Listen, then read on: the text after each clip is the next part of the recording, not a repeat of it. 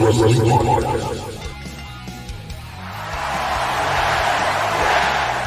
that's the bottom line.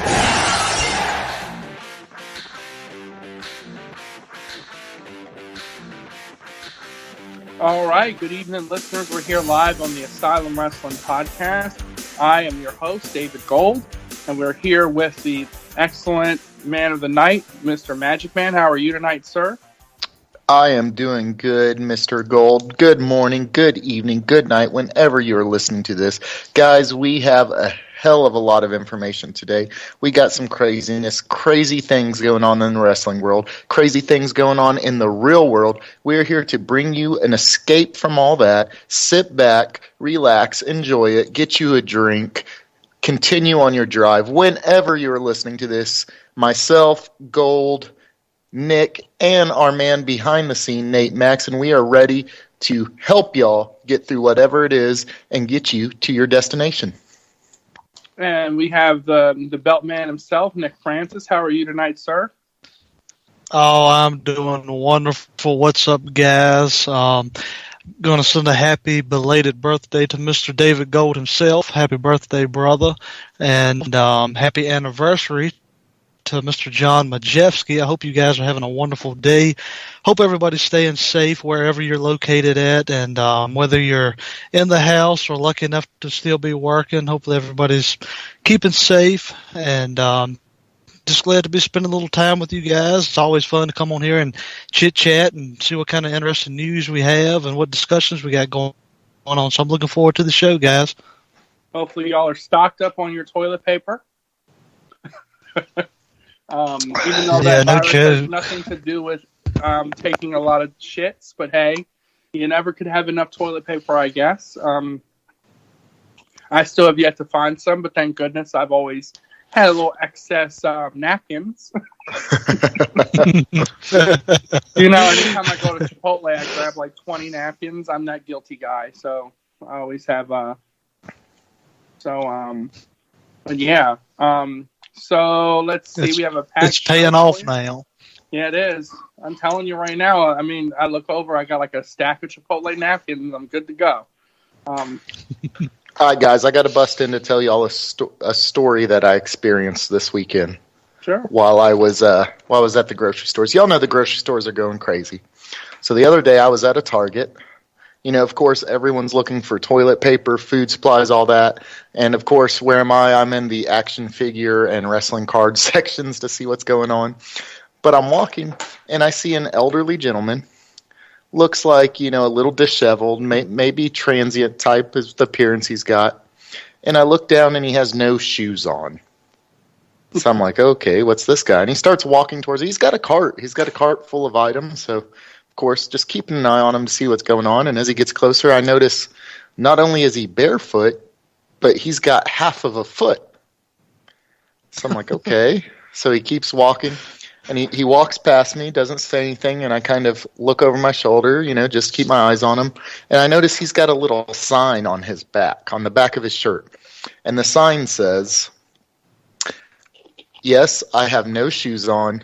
Yes, I know the corona is round. I have half a foot. Do you think I give a fuck?" And I was like, he's good then. He's good to go.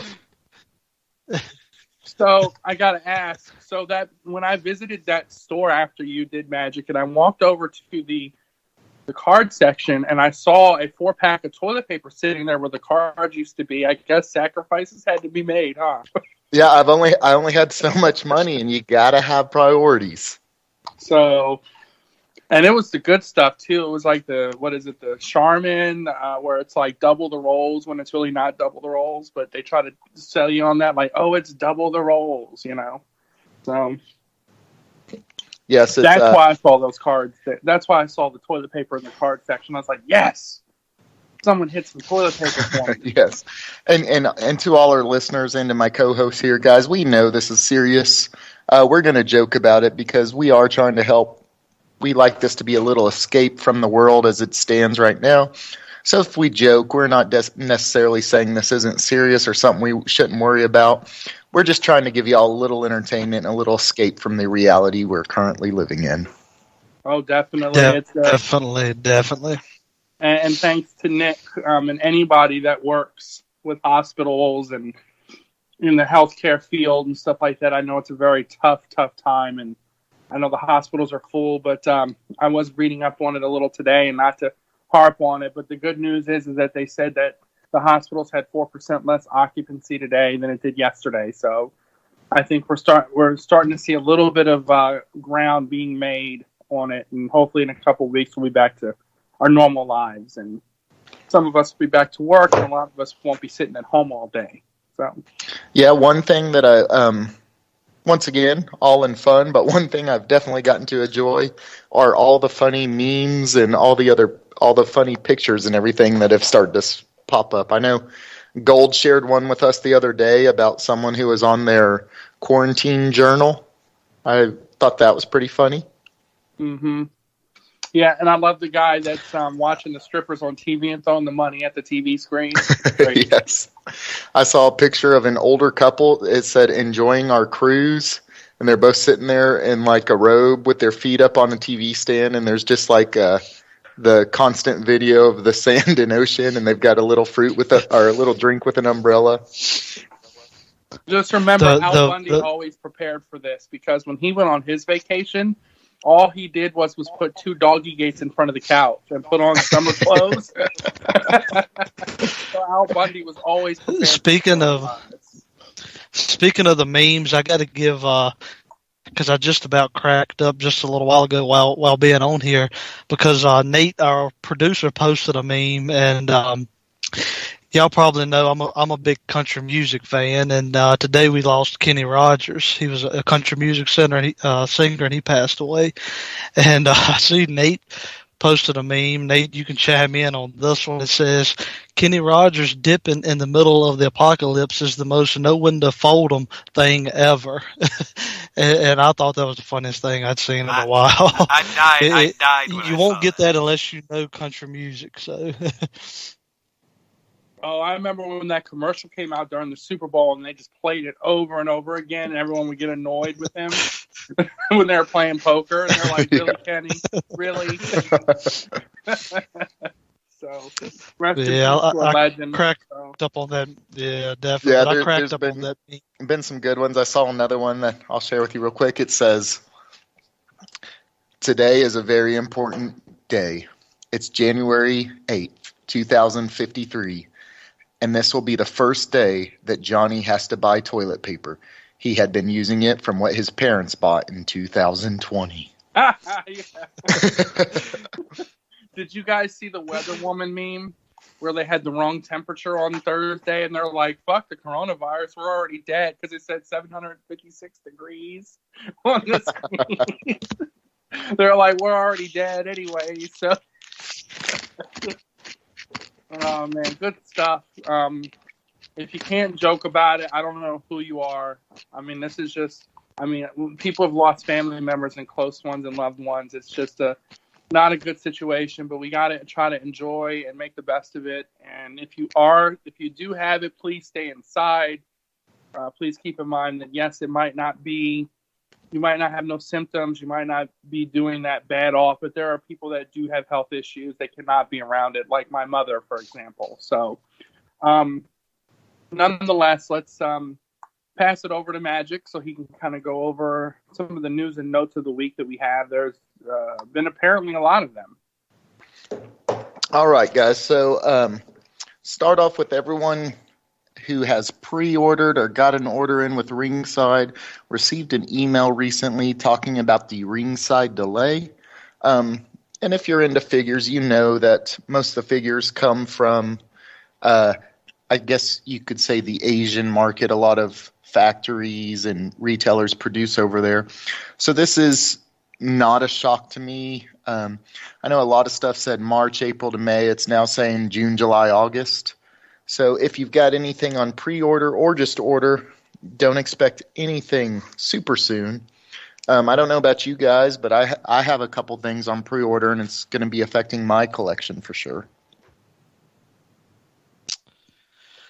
I'm trying to think of what I've ordered recently. I think I did pre-order pre-order a couple things that I got the email about, but yeah, that was to be expected in my opinion. I think that'll probably go for a lot of other websites as well. Yeah, and I think this is probably going to be the first delay that no one gets super pissed with them because they kind of actually understand. All right, let's see. I haven't ordered anything, but I did find some stuff on the shelf, and I got a couple birthday presents. So, but we'll get into that in a little bit. Okay, so another thing that popped up that no one knew about till we actually saw it. We all knew about the Hogan and Andre the Giant new Funko Pops that came out, being the Walmart exclusives. What we didn't know is that a display was coming along with it, and it's centered around WrestleMania 3. There is a shirt that has Hogan and Andre. There's a lunchbox with Hogan and Andre. There's a pin set. The pins have Hogan, Andre. They also have Macho Man and Steamboat. And then there's like a little box that opens up and looks like a wrestling ring. Have y'all had a chance to check out any of those? I've been looking for them. I haven't been able to find them. I really want that lunchbox. Yeah, I probably want all of it because I think I've told y'all WrestleMania 3 is like one of my, probably is my favorite. It has my favorite match and what I consider the best match. So I'm a huge fan of that. And all four of those competitors are all involved in all of this. I'm just surprised Hogan didn't shit himself when he slammed Andre. I mean, there have been other people that have slammed Andre. I know that. To all the listeners, I know there have been other people that slammed Andre. But Hogan slammed Andre when he was at his heaviest and could barely move and could hardly help jump or flip. And Magic knows about this, and Nick as well, because Magic's also been in the ring. You have to help a guy, right? You have to maneuver yourself and help a guy. You can't just go flat and be dead body weight. Definitely. So he slammed Andre at his heaviest when the dude could barely move and could barely help flip or maneuver. So you can say, oh, other people slammed Andre, but Hogan slammed Andre when nobody else probably could have done it. That's true.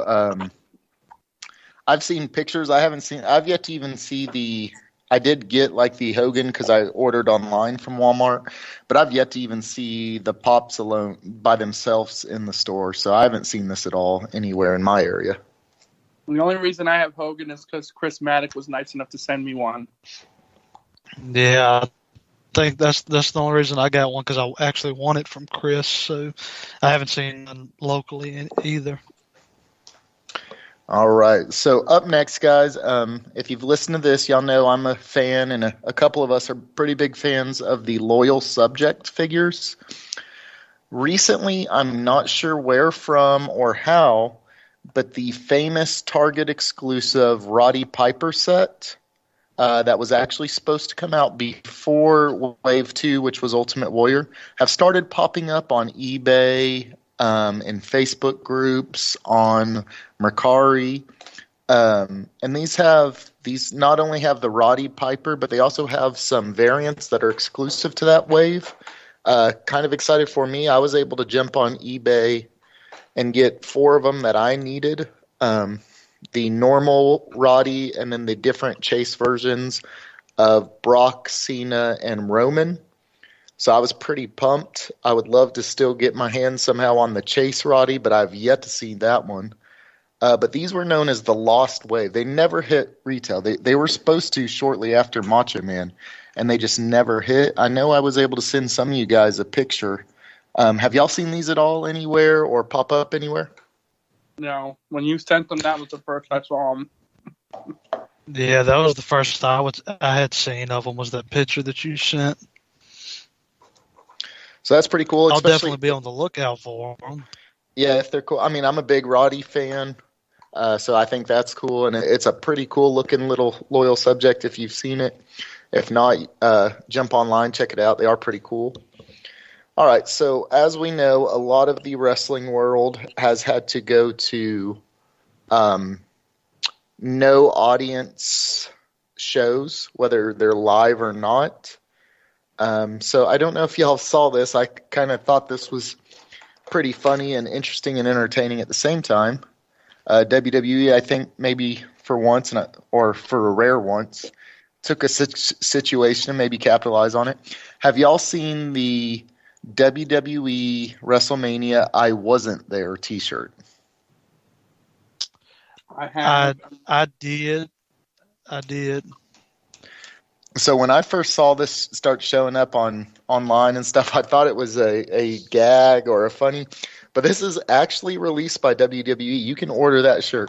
And it's pretty cool. It's got the WrestleMania logo from this year, except it's like WrestleMania. I wasn't there. I thought that was pretty cool. While we're on that topic, before we went live here right now, I posted up that we was taking questions from some of our Facebook members, and that was actually one of them. So if you don't mind, I'll ask the question now, and I'll get y'all's opinion and on it, since we're on the topic of the shirt. And Matt Matrani, he asked, why do you think WWE would make such a stupid shirt as the one pictured here? And it was the picture of that, the I Wasn't There shirt. He said, I find it very insensitive to those who dreamed of going. Insensitive to those who dreamed of going. What's your opinion on the shirt itself?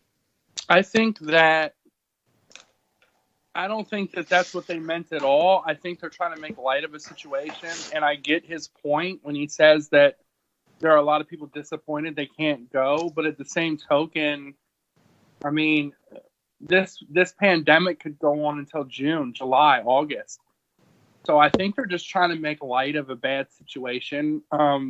We know how vocal I am on my opinion that I feel it would have been better to reschedule it in the summertime, but at the same token, I get WWE's just trying to bring wrestling to people during this time. So I don't think it's a bad shirt. I think that they're trying to make a joke out of it, kind of like how we were just joking at the beginning of the show. So I don't feel they meant any insensitivity by it, and I'm sure they feel pretty bad that they're not able to put the real show on, so. Yeah. Yeah, my take on it, and once again, I'm sorry to anyone. I have not got to ever go to a WrestleMania in my life, so I would be super heartbroken if this was me as well. But with that in mind, remember, there's still a business, guys, and if there's an opportunity to make some money while being lighthearted, and I think they even said, like, you're doing your part in staying home. Okay, if they want to say that, but obviously it's a little way at money because they're going to be losing a lot of money with WrestleMania, even if it's just streamed. They're going to be losing a lot. Stock's hurting, so at this point, they probably got to do everything they can to try to make money wherever they can. But I have no problem with the shirt. I actually think it's a pretty novel idea for the situation being. Yeah, I agree. I totally agree with both of you guys. But once again, let me reemphasize that all of us here definitely get it, that if this was your dream and this was the one WrestleMania you were going to go to, and we were in your shoes, we would be 100% as devastated as y'all. So don't take it as we're saying, ha ha, sucks to be you, but just on the shirt idea itself. And we are sorry for anyone who is going to miss out on WrestleMania. Like I said, I've never gotten to go. It's still a dream of mine. I'm the kind of guy who almost rather watches stuff on TV just because you get to see a better view. But at the same time, there's that checklist of things you want to do, and seeing a WrestleMania live in person is definitely on my dream list. Yeah. Yep. All right, guys.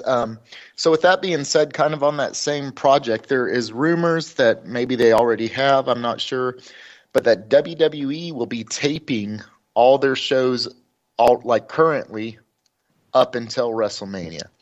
So everything will be pre-taped. And I don't know if WWE said this, if it's just a rumor, whatever. What's y'all take on that? To me, it's I always felt back in the day when stuff was taped, I was less interested because I always knew results. Even if I tried to stay away from spoilers, I still knew them. it's too hard with the internet and the way the world works today. But I will tell everyone and caution everyone, if you want to still be surprised, then just try to stay away from the rumor sites and certain Facebook places that maybe post, spoilers. But I agree with you, and that's also why Nitro did so much better than Raw at certain periods in time, because theirs was live, whereas Raw's was taped. But even back then, it was more difficult to get spoilers. I think nowadays it's too easy, but I get why they're doing it, because they want it to look better. And they want to edit things and maybe add things and maybe even put in pipe crowd noises and stuff. Maybe that's what their thought process is. And if they do that, we'll still all watch it. So I think I'm okay with it, but I'm going to definitely do my best to stay away from spoilers. So. Yeah, I'm in the same boat as you. I think we're all going to be like our fellow admin Chris Maddock on this one, because I know I feel bad for him, because I know he has a hard time, with spoilers on pay-per-views with him being from Australia. But it's going to be tough to not know the outcome of these matches unless you, like David said, you just stay away from your phone or wherever you get on Facebook at. Until you actually sit down and watch it. Obviously, I'll sit down and watch it regardless whether I know the outcome, but it's gonna be very tough to not know what had happened. Like I do think, like Magic, and I think you hit on it, Magic, a little while ago.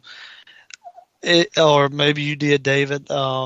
It's going to give WWE the opportunity to go in and edit and, I guess, do the best with the bad situation as they possibly can. So I understand their point of it, and I just I know where they're coming from, so I can't be so mad about it. That's my opinion. Definitely. It's tough, guys. It's just a tough situation everywhere right now, so nothing wrong with being upset about it. You're justified in being so. That's really kind of all I can say. But once again, let's try to escape that reality, and let's talk about something else real quick. My last little piece. This news is for David Gold. So, David, do you know who Walter is? Walter. The wrestler. Yeah, I'm trying.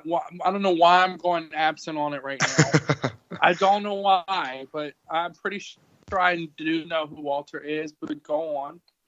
So Gold is definitely being silly with y'all. He knows who Walter is. But here it is, guys. So Walter was recently interviewed and was asked, I forget what media source, but they did their annual list of best wrestlers. I think they had Okada number 1 and they had Walter number 2. Yeah. They asked him if he agreed with it or who he thought was the best currently in the business. And what do you think his answer was? Jericho? Not Jericho. My opinion, by the way you're leading into this question, I'm probably going to say Brock Lesnar. That is correct. Brock Lesnar. Walter, you failed me.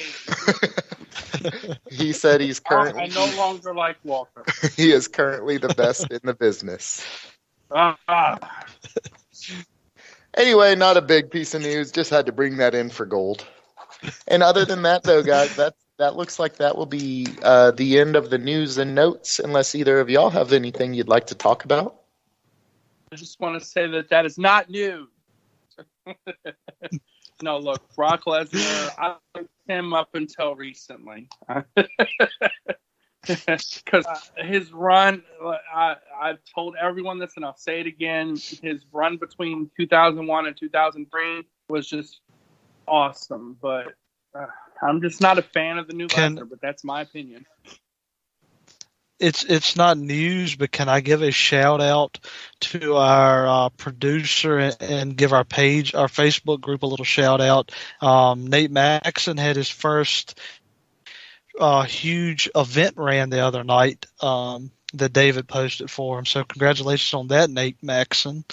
He had the graded 80 Series 8 red card Undertaker that filled in, less than 10 minutes, something like that, David? 15.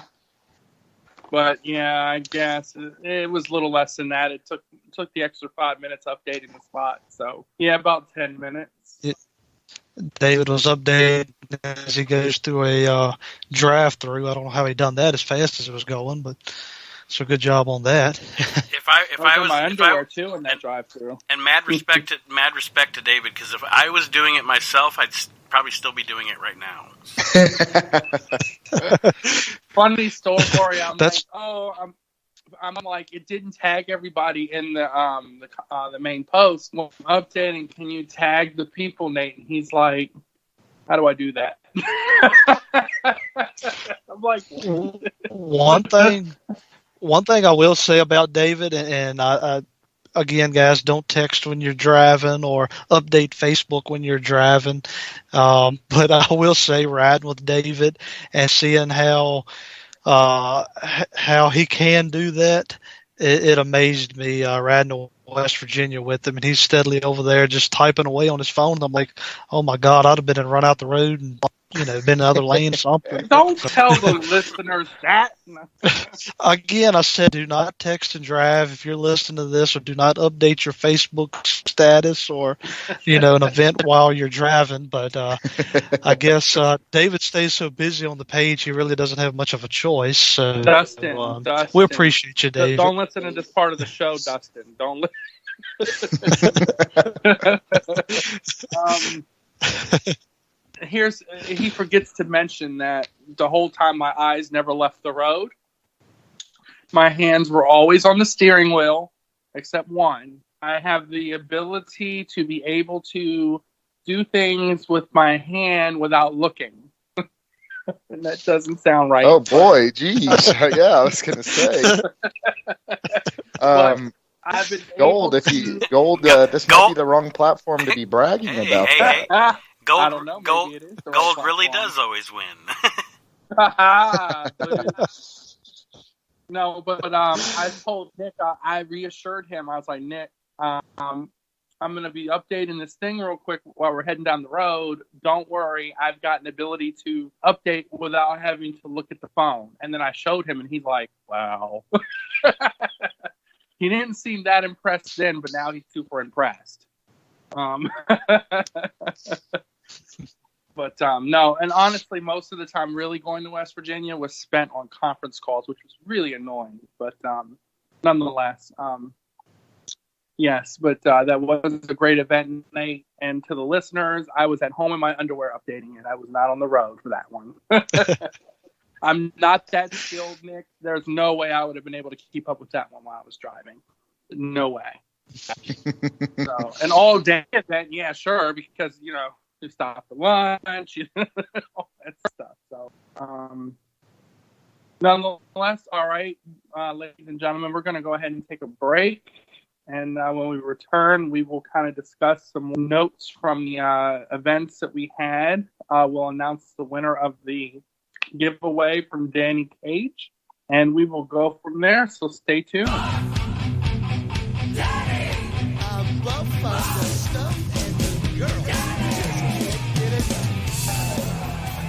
If you're not in the asylum, you need to head there for two reasons. Because I'm buff, and because you got a chance to win this belt if you're the champ every single month. I'm buff, I'm the stuff, and you head to the asylum and check it out for yourself.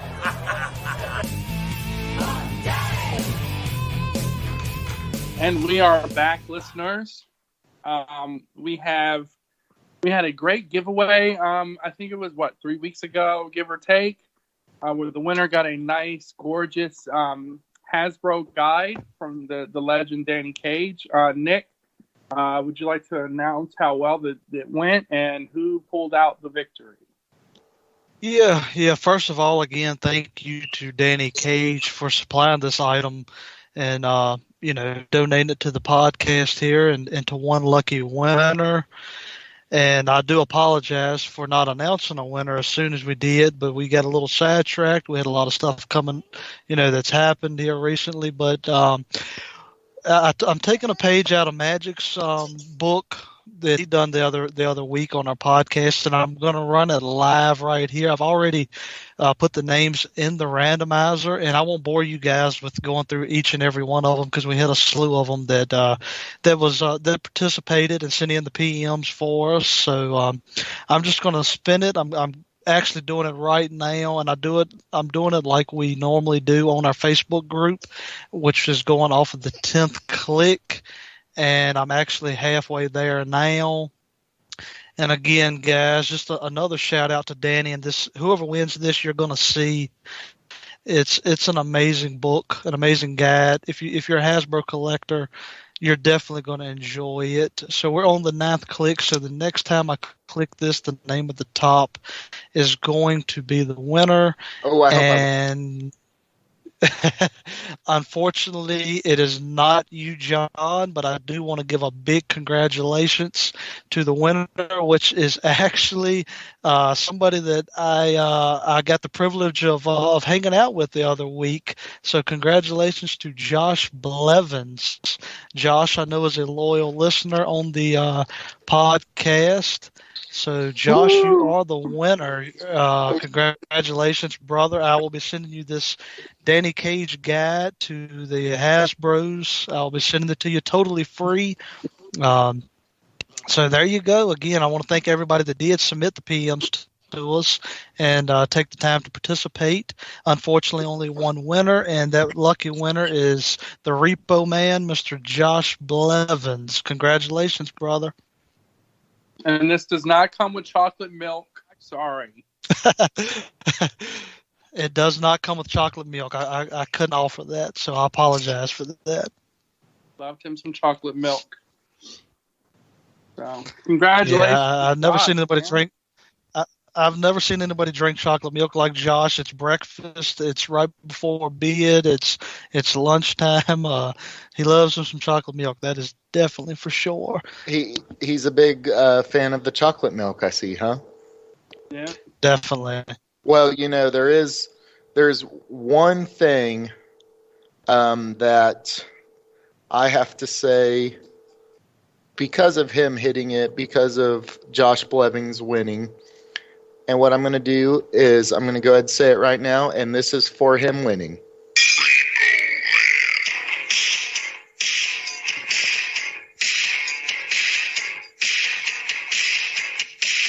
I feel like going to steal something right now. Funny thing, I asked Josh Blevins one time. As we all know, he's a tow truck operator, and that's why Repo Man is his favorite wrestler.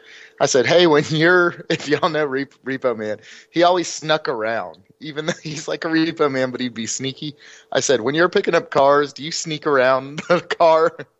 And I think he said he did not because he didn't want the cops called on him or something like that. But if y'all ever get a chance, just watch the Repo Man theme song. It's quite entertaining. I do want to say. Go on.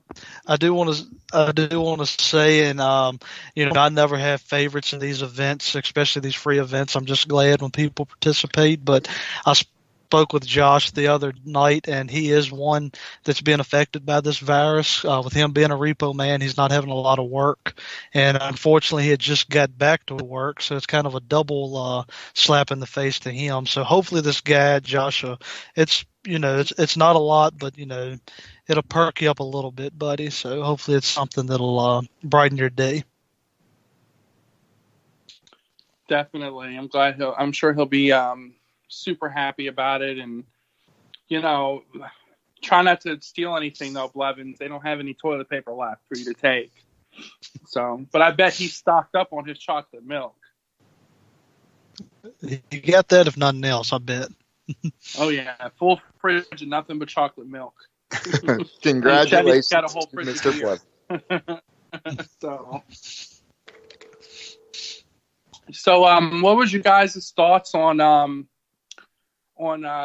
Wednesday when, well, of course, Raw was to an empty audience, and so was SmackDown, and AEW had their show, Dynamite, on Wednesday, and I'm sure you guys saw it. There was some big debuts on the show. What was your thoughts on how AEW handled it, and what did you think of the two guys that showed up? My opinion, I felt, and I felt that it looked like that AEW was more loose with their show, and in a good way. To me, it looked like they just went. They went into the mindset of saying we're just going to have our show, regardless whether there's nobody in the crowd or what. We're going to do what we had planned, and I think it worked well, in my opinion.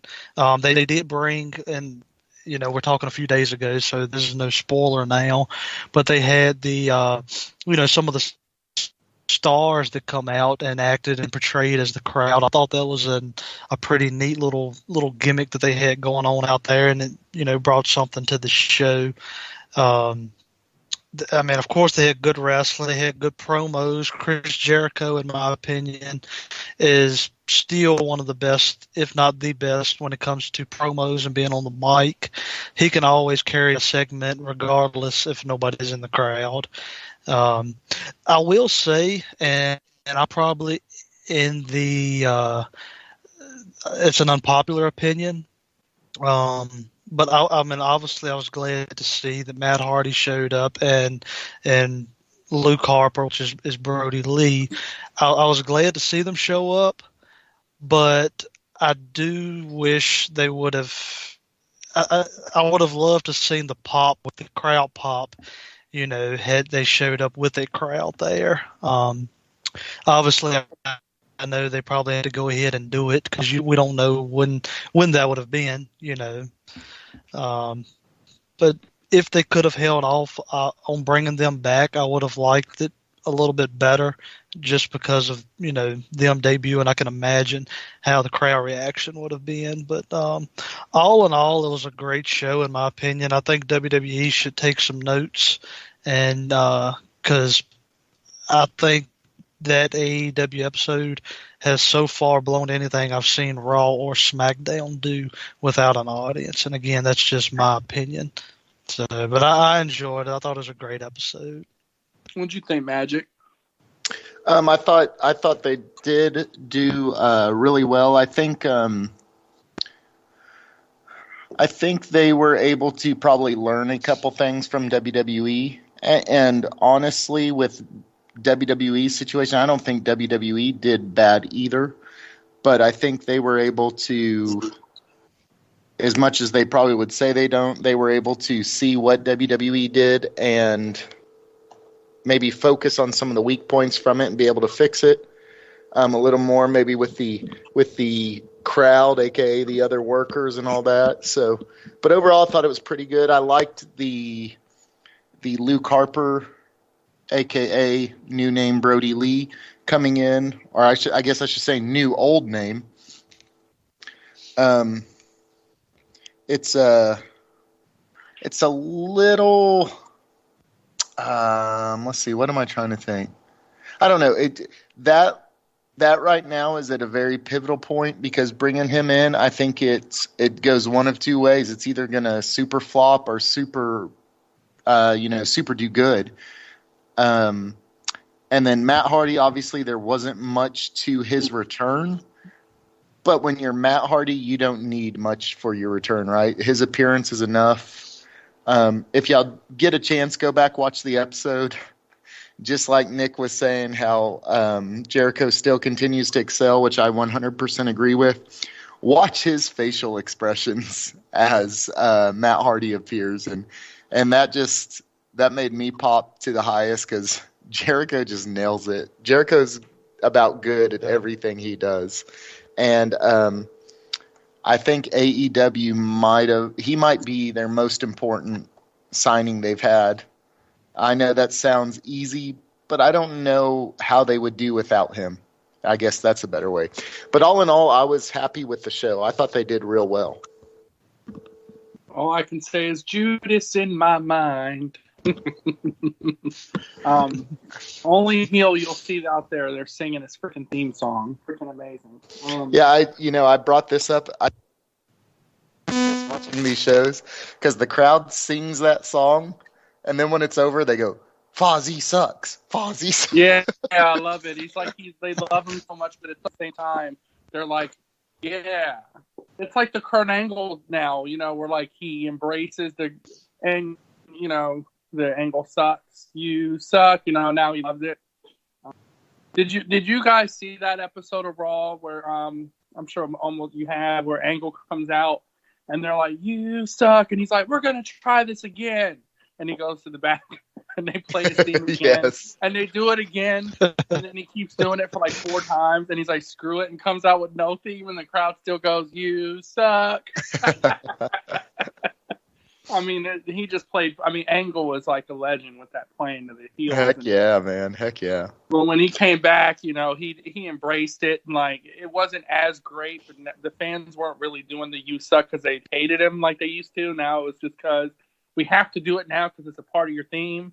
So, right. It's kind of like in the same way now. Cena also embraces the Cena sucks. Same way. Mm-hmm.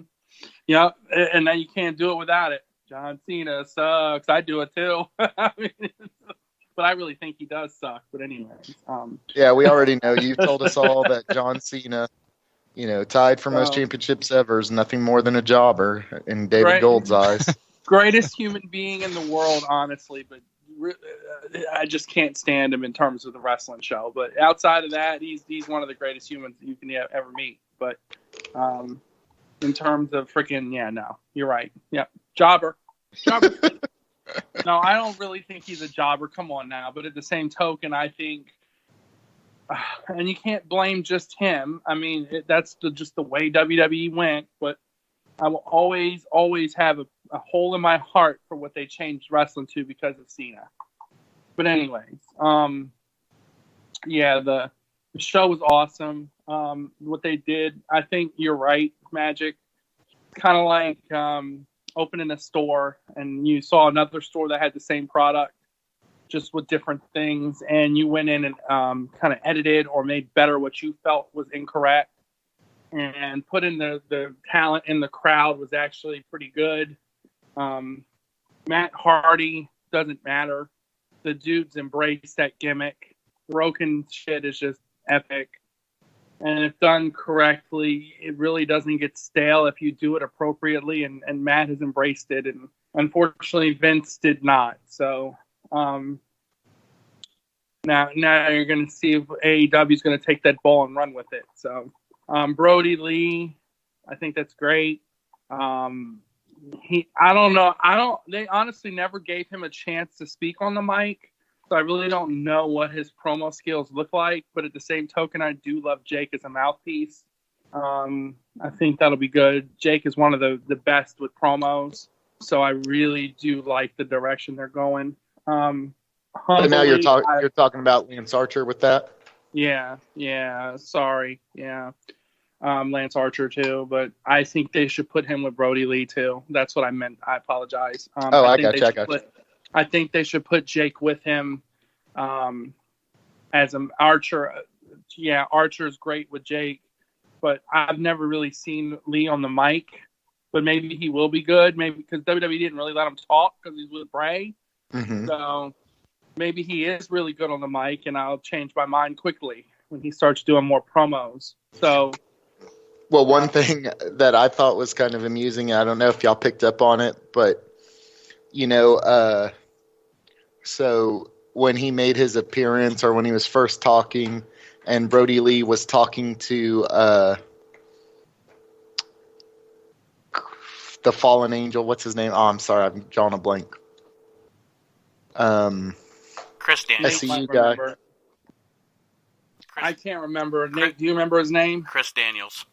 Yes, Chris Daniels. Yeah. Sorry, thank you, Nate. So,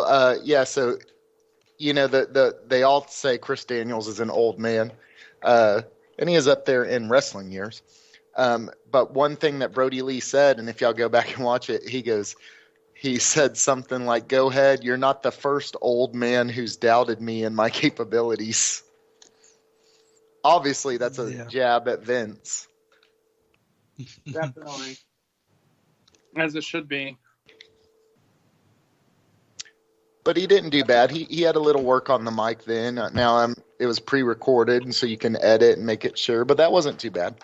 Yeah, I mean, maybe once he really starts, because I mean, like I said, they had Bray on the mic all the time, and Bray's one of the best on the mic in the industry right now. So, once with Bray on the mic, you didn't really need to have Harper and Rowan talk, So, and they only gave him like little snippets and stuff, where he's just like, follow the buzzards, that's all he really would say. But I think once he really starts getting into the promos, I think I'll change my mind. But I think they should put Jake with him as well. So, well, we'll find out right now. He's the exalted one, so he's kind of the leader.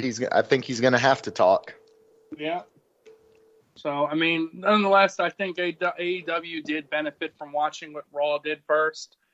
And went in and picked up from it, and I think they're making the best of a situation where it could be worse, and we could have no wrestling at all. So I do appreciate what they're doing. So definitely. But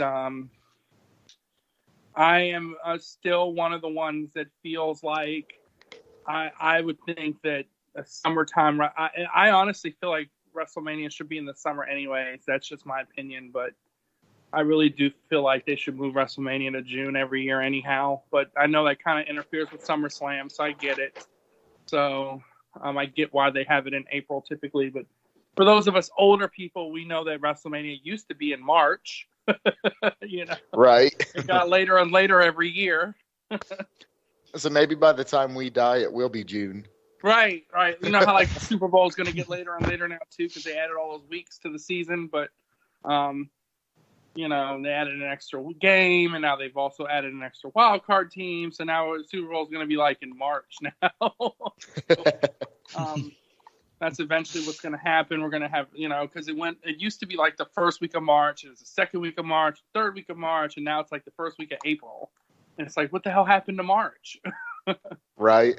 Hey, let me jump in. So I know I gave my, I told about me earlier. Have either of y'all got to go to a WrestleMania Live, or is that something y'all would like to do, or are y'all on the I would just rather watch it on TV? What's y'all's take on that?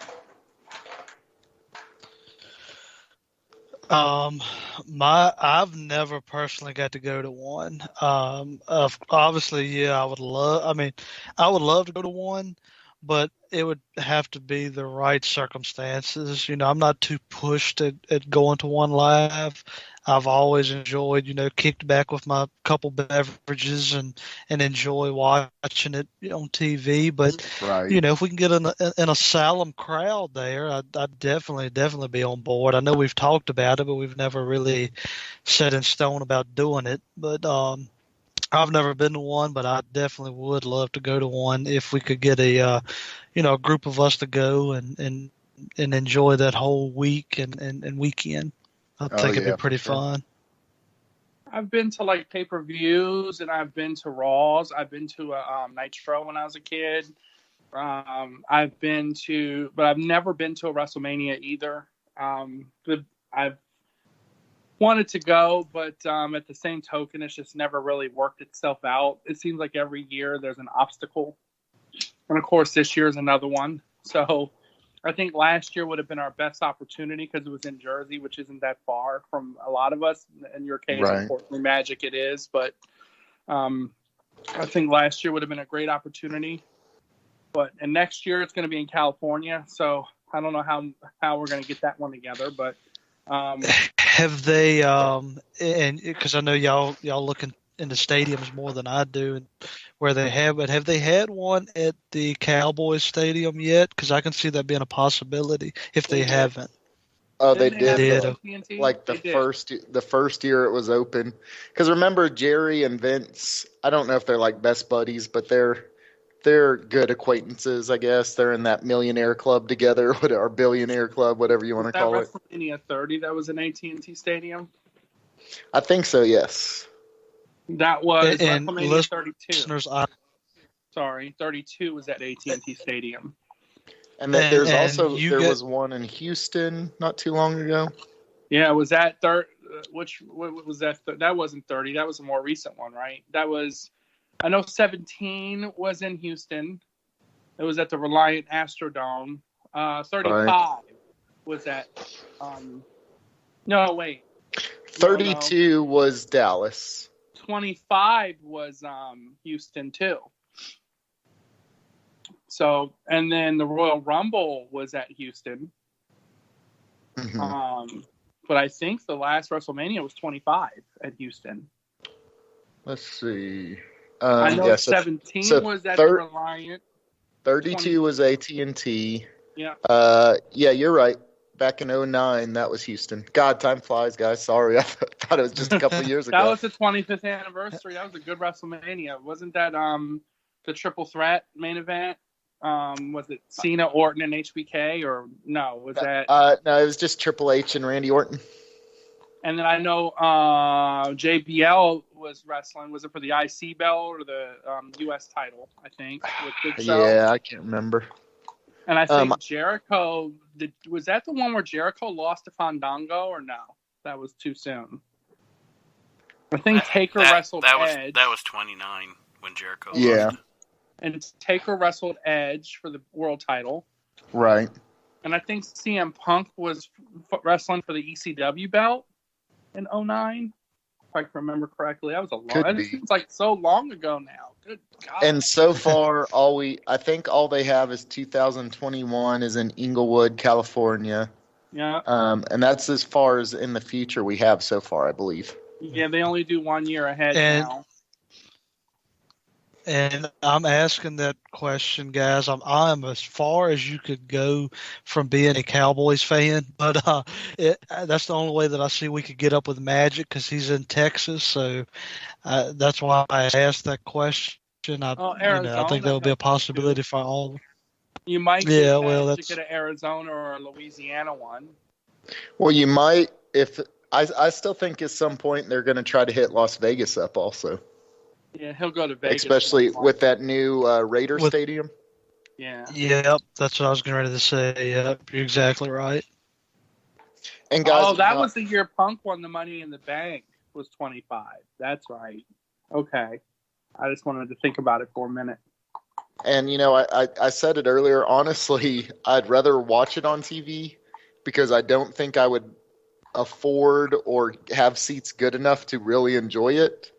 But it's the fact that I think if you're a wrestling fan, you got to try to at least hit one WrestleMania in person. We'll Magic. If we go, we'll do an asylum thing and we'll barbecue in the parking lot for sure. Oh yeah. Now the closest I've been to a Royal Rumble and a Hell in a Cell. Those are my two big ones that I've been to in person. Nice. And they were both in San Antonio, which is about an hour and a half up the road from where I'm at. I've only been to a Backlash pay-per-view, and that was the day after I got married. We was going on our anniversary trip and stopped off at that pay-per-view in Richmond, Virginia. The day after you got married? Is that what you said? I got married that Saturday. The pay-per-view was that Sunday, and so we left pretty much from getting married and went straight to Richmond, stayed the night, and went to that pay-per-view. That's the only pay-per-view I've ever been to. Well, God bless you, Mrs. Francis. Yeah. All right. We're going to go to a wrestling event after we get married. I'll tell you what. You did the right thing by saying I do. Because if she was willing to do that the day after, she's definitely a keeper. Well, that was the only circumstances of me saying I do is, for the pay-per-view to be the next day for us to Nick go. was that guy that was like, all right, so I need somebody to go. I have an extra ticket. I can't go because I'm getting married. And, she'll be in that white dress. He sends the person and goes to the event. Right. That was the one key thing, huh, Nick? Like, we'll get married if we can go to. Yeah, that's what done it. Since we're on the subject of Nick Francis, What's the update on the Nick Francis calendar? Is it still in production? It's we're taking pictures. I submitted them to David Gold on his birthday. I don't know if he got them or not, but David Gold Photography. The David Gold Photography. He's the one that's handling all that. So I'll have to let him give you an update. But I done my part by taking the picture anyway. January is the picture with Buff. We already have that picture done. So, that one's already done. We got January done. So small plug. We can once we're complete, it will be added to the AsylumWrestlingStore.com. So keep on the lookout for that.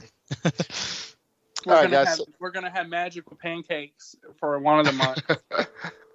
So while we're here, why don't we go ahead and hit that up? What is y'all's take on the whole? I know we kind of talked about it earlier for people who don't get to go, but how successful do y'all think WrestleMania will be streaming only? It's tough to. I mean, I feel like we're all gonna bitch about it, but we're gonna watch. So I think it'll be just as successful as it would normally. Because let's be real, people can't be out Saturday night and Sunday night now with this stuff going on. So I think it's going to be even bigger because of that. So I think it's going to be pretty damn good, successfully wise. I don't know, but I think it's going to be one of those things where even if we don't like it, we're going to sit there and watch it. So that's just what we do. We're wrestling fans. So, and we've seen some bad shows. I mean, we've seen some bad shows. I mean, just think of WCW 2000, and we've seen some bad shows, and we still watched. I mean, I think it'll be. I think their subscribers will jump. I think they're going to give a free month to people who are joining. So a lot of people are going to sign up that never did before or haven't in a while because it's free.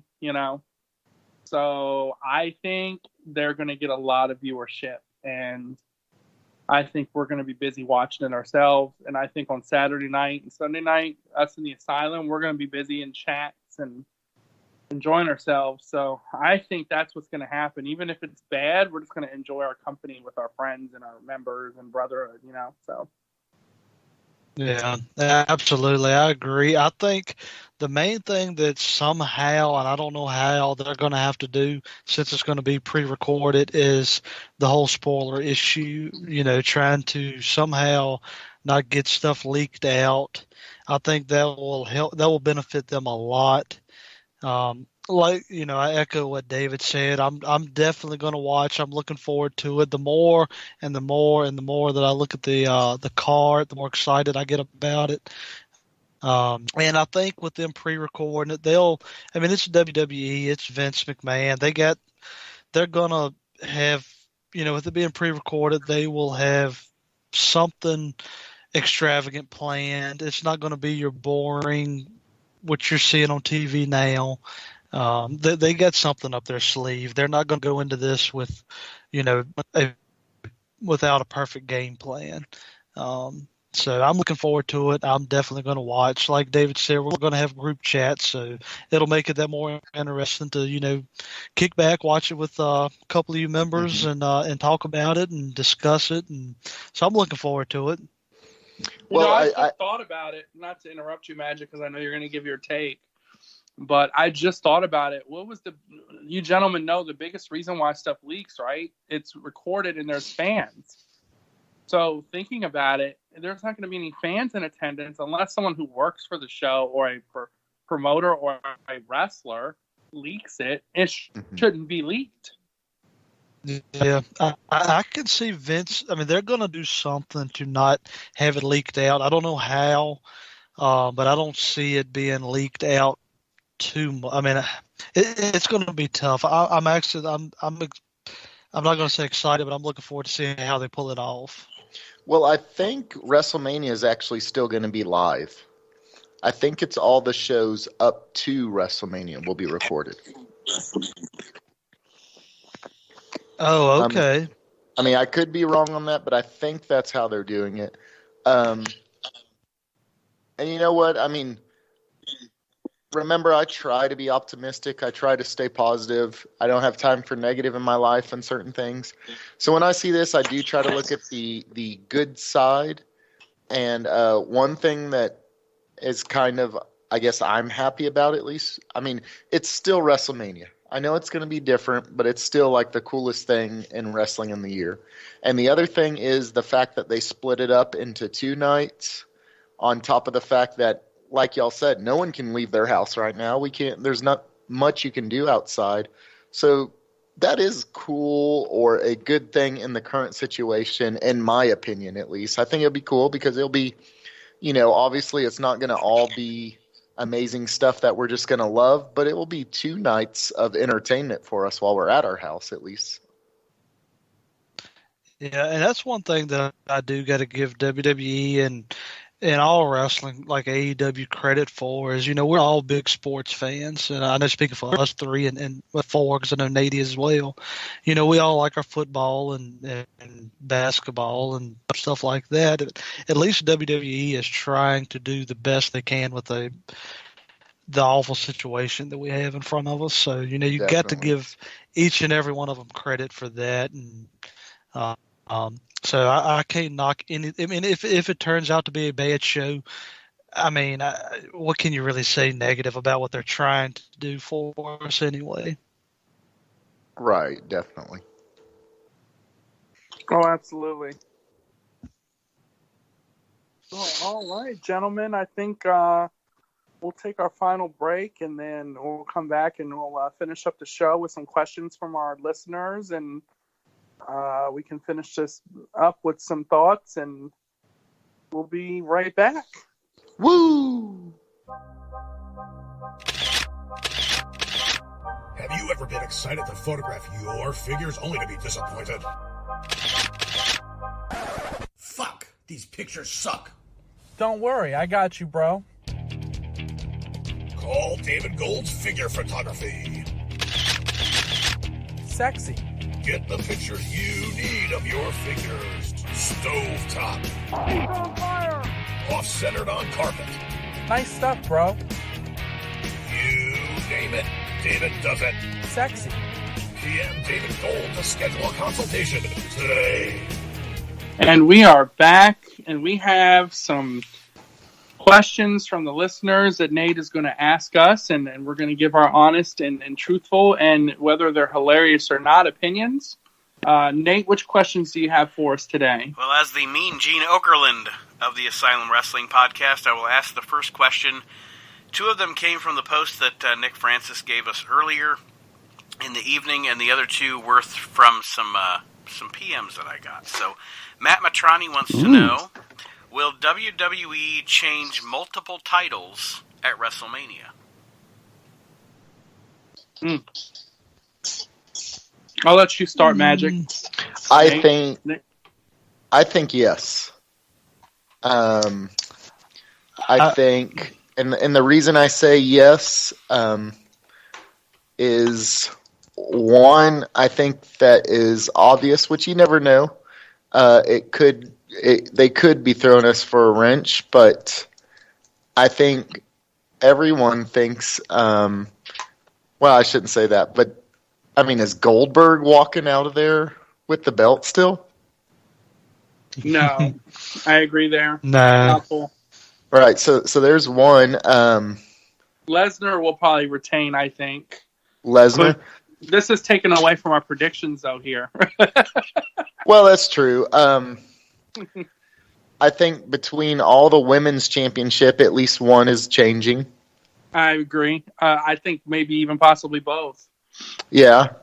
So I think just between those, that's multiple. So that's why I think. What do y'all think? Yeah. I think Well, the Gold IC said, belt but changed, too. There's no way they're keeping that on Zayn. It ain't happening. Sorry. well, he doesn't have an opponent as of right now, does he? No, but I think he will. I think something will happen with the IC belt, and I just don't see him keeping it. But I could be wrong. Maybe they're giving him a push. Who knows? Right. I agree with you guys. I think WWE is going to continue the show just as they normally would. I think I'm feeling that's why Matt Matrani, I think you said, asked this question. I think he had the mindset of with it being a taped show, possibly would they actually change titles, and I think they will. I think they'll just continue like it's going to go normal. I think we'll have probably 2 or 3 title changes at least, and I won't go into detail, but I agree with pretty much everything you guys said. All right. What about? I agree. I think there will be multiples. All right. So the next question is almost more a riddle than a question. Our friend Josh Blevins, congrats, Josh, by the way, on winning earlier in the show. Josh asked, considering we all know Gold always wins, when Gold loses the contest amongst you three. Okay. Will he actually be the winner? It's sort of a reverse contest, so by losing, he actually wins, I believe. This is a query. This is fun. This is, and let me go ahead and jump in. I think Mr. Blevins is onto something. Because if y'all have been listening, you've heard me say, remember, winning doesn't matter in this. There's only one. And with that David Gold always wins mentality that he will take forever with him, I think he realizes he has to be the loser to win. That's just ridiculous. Thank you, Josh Blevins, for pointing this out. I don't want to typically do. Like, I don't even know what I have to do if I lose. So why would I want to lose? It could be wear a Redskin jersey. You know what I'm saying? Like, why would I want to do something like that? And I hope I didn't give you fuckers ideas just now. Damn it. So hopefully Magic would never make me do that. But anyways, guys, what about this? What about if we make a post on the page and ask for ideas from our members? Oh, Jesus Christ, no. As doesn't mean we have to say this. As bad as I hate to say it, I think that's a good idea. Oh, yeah. I think we're doing it. I think we're doing it. Oh, you can post it, Magic. No problem. Oh, my God. This is going to be terrible. Am I going to have to get on the video and sing that theme song that Z-Man put with my birthday video? Golden showers. I kept getting PMs from people going, that should be your gimmick. Golden showers. I'm like, what? And they're like, yeah, you can go around saying you're going to give people golden showers. I'm like, that's not going to go very well on TV, but okay. That's even worse than what. Maybe during the Attitude Era that might have worked. Who knows? But nowadays that gimmick would not work.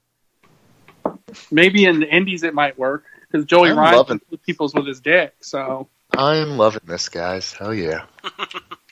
I bet you are. Good Lord. Oh God. This is gonna be funny. Are you posting it now as we speak? No, I'm thinking about this. He's scheming. Okay. He's scheming. So to answer your question, Josh Blevins, depending on what it is, I don't think I will be the winner if I lose. But I kind of get what you're saying because that means I would actually be the one person that lost. So in theory, yes, that would make me the winner, I guess. Winning at what? Who knows? If it's like cookies, then yeah, I won. So, anywho, what else you got for us, Nate? Well, between Gold and Blevins, my brain has just been tied in a knot. So I'm going to read this question from a Facebook message that I got. It is, what is the best Hasbro line, red or green? Oh, jeez. Oh, man. Magic, you can start because we already know what your answer is. Now, hold on a second. Believe it or not, I'm going to have to take a pause and think about this. Now, correct me. I just want to make sure I heard you right, Nate. The question is, what is the best series between the red and green series? Yes, is that correct? We are talking Christmas here, red and green. Okay. Well, holy crap. So here's the thing. Let me go ahead and step in. If we are talking strictly on value, as far as collecting for value and money, I think you have to go green. Now, if we are talking about fandom, wrestling in general, I think you have to go red. Now, when you ask me, that's like so two of my top two favorite figures. And I don't have a favorite in Hasbro, to be honest, guys. I have a handful that I call my favorite. But up there is, of course, as y'all all know, Series 8 Taker with Cloak, the red card, and the 1-2-3 Kid. I also love the Brett in the red. I also really like the Bam Bam. But at the same time, I also really like both Yokos. Oh, that one's tough. I would probably have to lean to my final answer. No more lifelines. Going with He's suffering over there. the 100% can't back away from answer of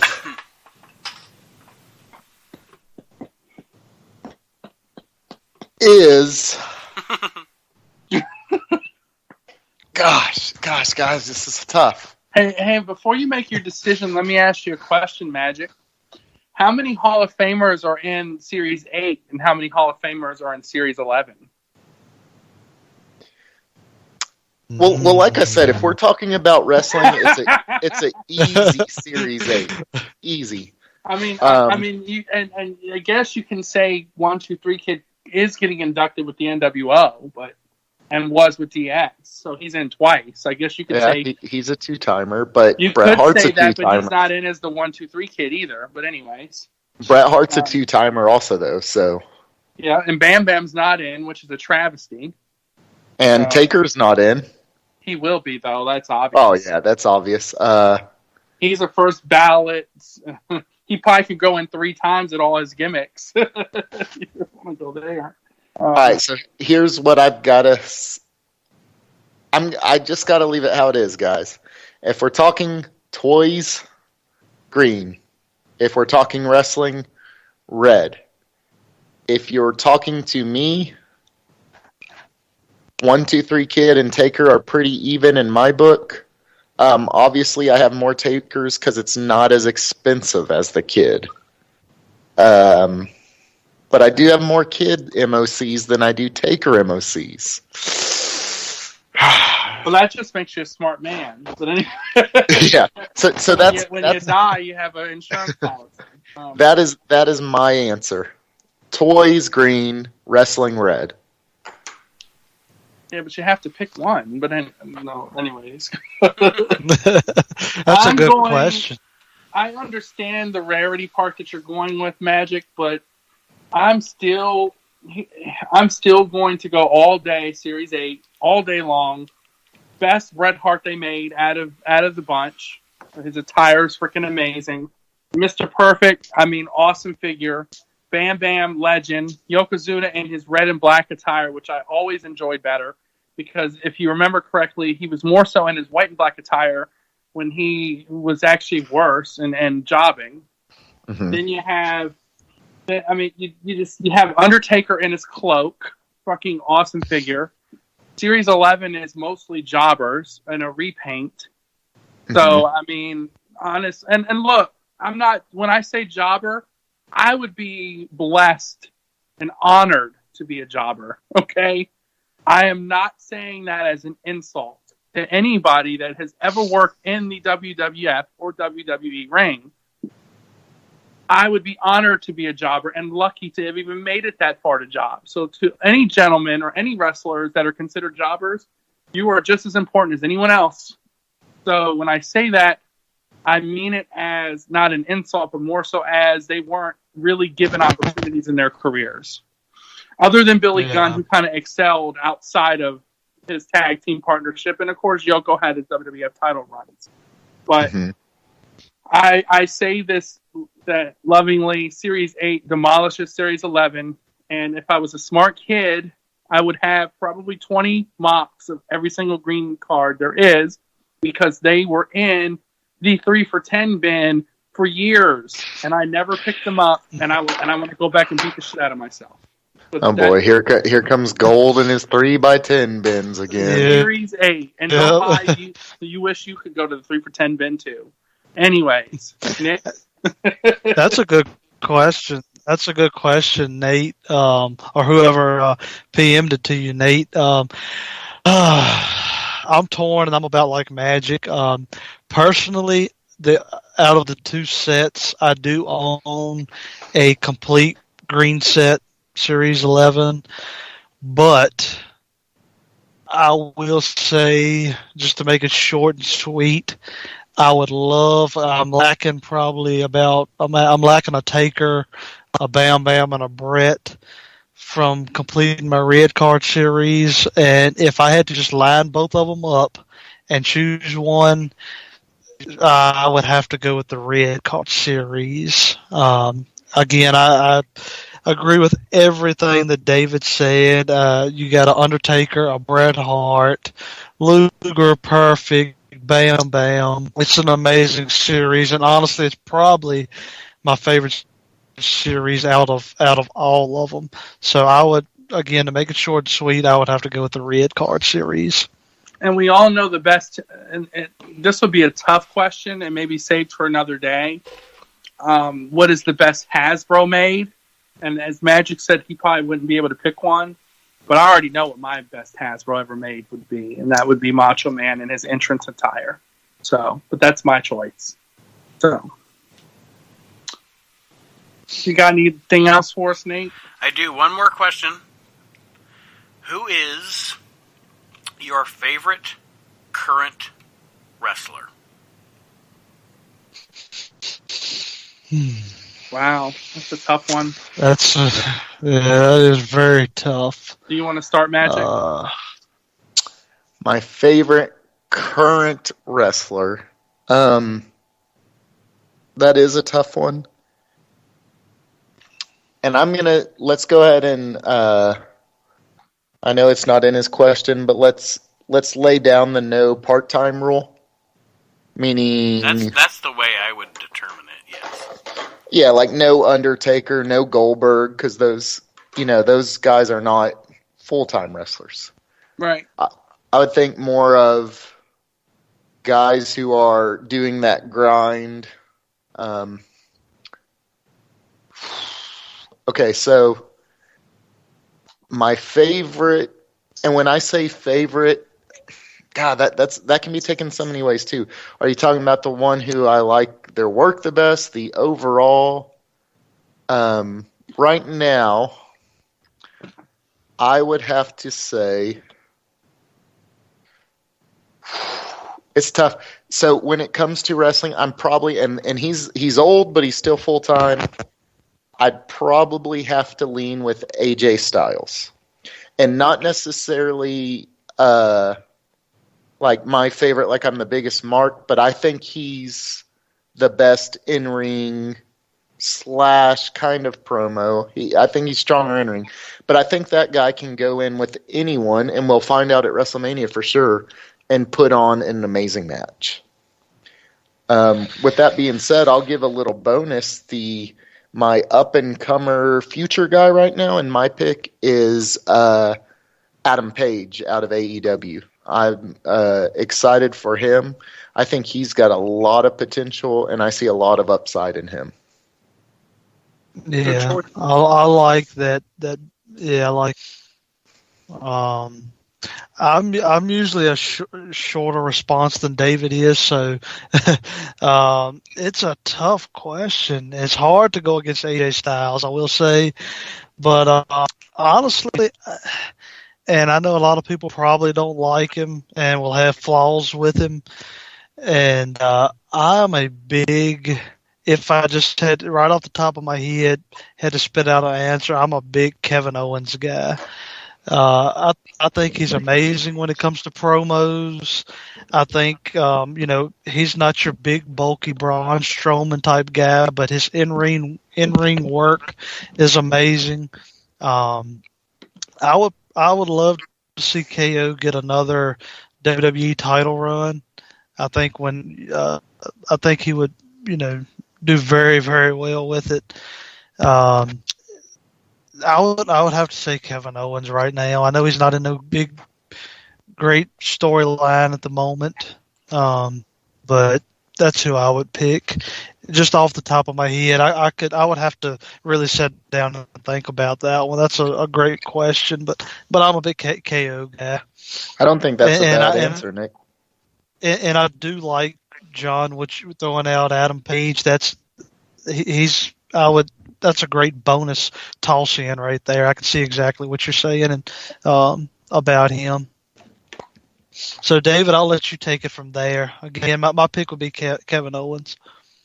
My favorite right now is a guy who enjoys pancakes and has a great personality and gets on my last nerve, the Warsaw.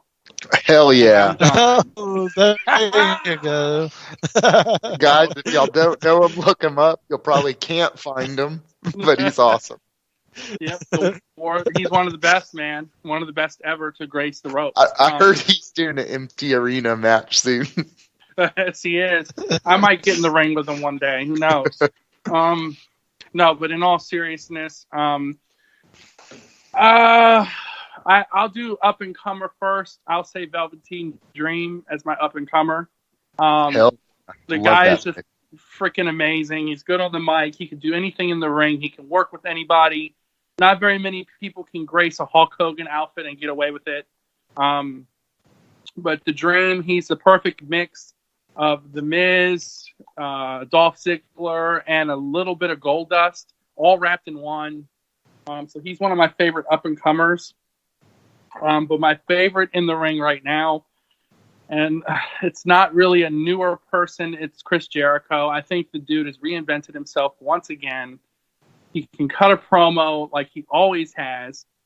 Not very many guys can have their theme song sung and then booed right afterwards.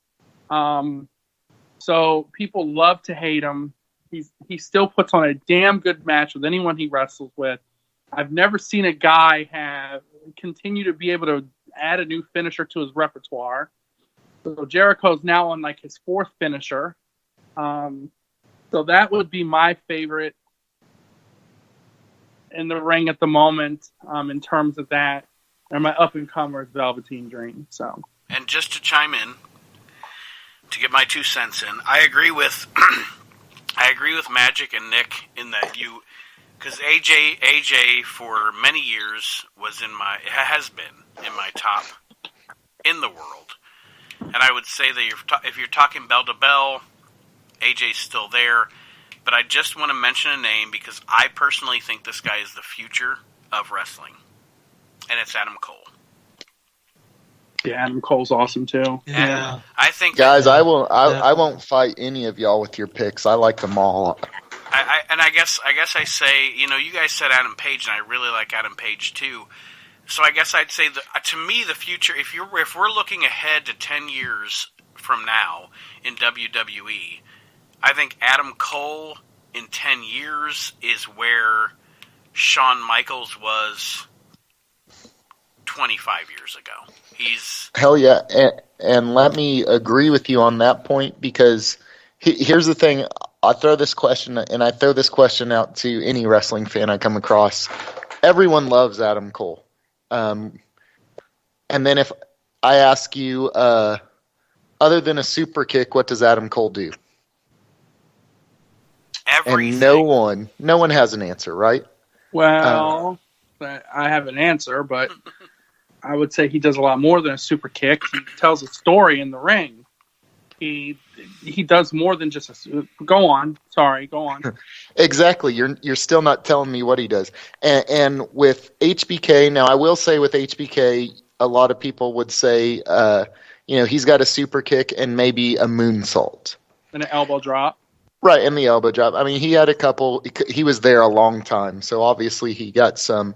But the point is, both of those guys, for being smaller stature guys, and they are, especially compared to the other wrestlers, they were not flipping machines. They were not crazy cruiserweight type stuff, but yet both of them have that, that presence. Something is there that no matter, we just all love, right? And that it's something there. It's that tick. It's that showmanship. It's the greatest entertainer ever, the greatest performer. Yet they don't do anything super crazy. And when I say that, I mean just like, oh my God, he did a 890 off the top rope or whatever. Something crazy. But what did HBK? I'll pose you that same question. What did HBK do with every single opponent he faced? It was with the Bret Harts of the world. He went technical. He put him in headlocks. He put him in sharpshooters. He put him in figure fours, right? Because Bret Hart was a submission wrestler. Then when he wrestled Undertaker, he did chops and he did backdrops and things of that nature. So anytime HBK got in the ring with whoever his opponent was, he did their maneuvers. That's what made him great. So I'll and this is just my opinion, but what made HBK great is he made everyone else look like they could beat him. He was a selling machine and made his opponent look like $1 million, no matter who the opponent was. And just like you said, no matter if it was Undertaker, whether it was Bret Hart, whether it was a guy who did nothing but punch or kick, he was able to make his opponent look like they could legitimately beat him every time. And the sell is we talk about the That's dying what made art. Flair so great, right? Oh yeah. And some very scientific psychology of the ring, all this stuff we could get into. But I love all of you guys. I love the Adam Cole pick. I love the Velveteen Dream pick. I would not argue with any of y'all in any of your selections. Velveteen's kind of the same as Adam Cole is in certain ways. I mean, look at how good Velveteen made EC3 look, right, in their match. And yeah, Dream is a showman. He is a showman. I mean, he made EC3 look like one of the best wrestlers in the world in that match. And that's you could agree to disagree, but I'm not saying EC3 is a bad wrestler, but Velveteen made EC3 look even better than what he is. And what you were just easily saying, that's what made The Rock so good too. He didn't have that many maneuvers, but when he took a move, he sold that bad boy, especially the stunner. The whole backflip and shit that he'd do when he'd take a stunner. I mean, that's the thing. A lot of the guys don't tell the story as well as. That's why HBK was never really the best technical in the ring. But the thing is the way he sold moves and the way his showmanship and the way he would talk shit, but at the same time he would make you look like if you and I got in the ring with HBK, he'd sell my move, and it would be a story behind it. And his feud with Triple H was one of the best because of how he sold what Triple H was doing in the ring. And I definitely agree with Cole, and I think anyone that's in Undisputed Era, all those guys have a bright future. And if they keep them with Cole on the main card, that's going to be one of the best factions of all time. If they continue to sell it and do it, if they put that on Raw or SmackDown, the way they're selling it on NXT, those four guys are all going to have great careers. Kind of the same way they shaped Orton and Batista up, right? With Evolution. That can be done with those four guys. So I agree with all. It's hard not to pick any of those guys. So that's what I'm saying. Like I'm not gonna fight any of y'all because they're all great picks in my. I like them all. I'd say Dunn and Walter are another two really good picks too. Those are hard not to ignore too. I mean, if they continue to use Dunn and Walter the way they've been using Dunn and Walter, those two guys are going to be huge too. Walter reminds me so much of William Regal. That's why I love him so much. And Dunn is just freaking awesome too. So if they continue to work them correctly, there's a lot of picks we can make. And I would have said Ricochet, but Ricochet would have been another one of my picks, but lately I don't know, the way they've been booking him, he's starting to lose that steam he had, So I'm surprised neither one of you guys said Rob Gronkowski. Bro, I happened to be scrolling through and I seen this dance that he put on Friday night. I don't know if you watched that or not, but him and Mojo Riley look like they're going to be a tag team. Hey, that might be the best thing that ever happened to Mojo. Yeah, definitely. Yeah, I don't really know about the whole Gronkowski thing, but it is what it is. They're doing a whole Lawrence Taylor thing. I get it. So, but whatever. I didn't like the guy when he's with the Patriots. I don't like him now. So we'll see what happens.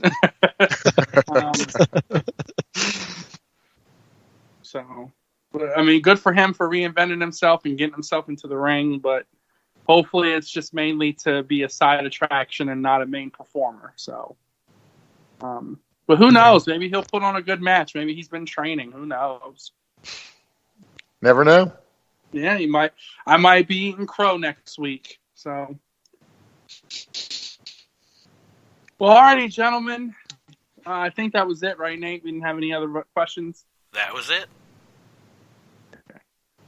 Love it. All right. Well, we had a great show. We had some good times. Any final words for the listeners, Magic? Guys, we have a lot of fun on this show. Once again, I'm going to go back to say, we know it's a very serious time. We know it's not our normal. We know we're all being told to stay inside. We can't do this, can't do that. Some of us can't even wipe our ass. But when we joke just like that, we're just trying to, like I said earlier, we're trying to provide a little bit of relief for you. Maybe if you can escape that reality just for a couple minutes while you're listening to us, then we know that we're helping in any way possible. And guys, if this is affecting you at all, reach out to any of us four. We will do whatever we can to help if we can. But other than that, guys, thank you for listening. I appreciate all of y'all. I appreciate what y'all do for our page. I appreciate what you do for the podcast.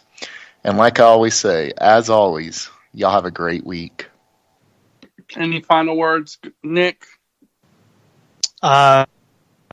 Exactly what John said, guys. I know everybody's being affected by this virus in many different ways, whether your job's being affected or, like he said, some people can't even come out of their house. So if there's anything that we can do, do not dare hesitate. Message David Gold, John Majewski, Nate, myself. We'll do whatever we can. If you just want to just talk, it doesn't matter. We appreciate you listening, appreciate everything that you guys do for the Facebook group. I've said it many times, and we continue to say it. We can't do this without you guys. So I want to thank you for taking the time, listening to us, checking out the page, and spending your time with us. Again, we hope we can bring a little bit of joy to you, just sitting back listening. We love sitting around joking, but we do know right now we're in a serious matter, so we're here for you. Don't ever hesitate to send us a message, and feel free to chat with us anytime, any day. Thank you, guys. Y'all have a wonderful day wherever you're listening from, and I appreciate John and David and Nate taking the time and enjoying chatting with you guys as always. Look forward to the next time. And I'm going to echo the same things. We definitely take this very seriously. Nick works for a hospital. Magic works in the industry as well, sort of. I kind of am in the retail environment like Nate is. So we're all kind of entwined in it. There's a lot of us out here that are very fortunate to continue to be able to work, but we're also going out and could possibly get sick. So please be safe. If you're not able to work and you're not getting paid, please know we're here for you. There's a lot of resources out there. We can all chat. We can all help one another. There's a lot of things we can do during this time of uncertainty. And please know that just because we do joke about it doesn't mean we don't take this very seriously. We love everybody. And hopefully nobody gets sick and nobody loses any loved ones or whatever the case may be. And we can get back to some normalcy here soon. Hopefully you guys will join us on WrestleMania Saturday. We'll have a nice chat going. We've been posting watch parties for everyone to enjoy. This morning we got to watch some Rock and Wrestling posted by Z-Man. A couple days ago he did post No Holds Barred for us. Me and Magic love that movie. What's that? Heck yeah. Doo-doo. Doo-doo. I love that movie. My favorite is still Suburban Commando. I can't wait when he posts that one. Antifreeze. I love that movie. But thank you all for listening. Anyone that takes their time out of the day and listens to us and enjoys our show, we appreciate you. And we will be back next week with hopefully a lot more news, a lot more figures, and a lot more toilet paper.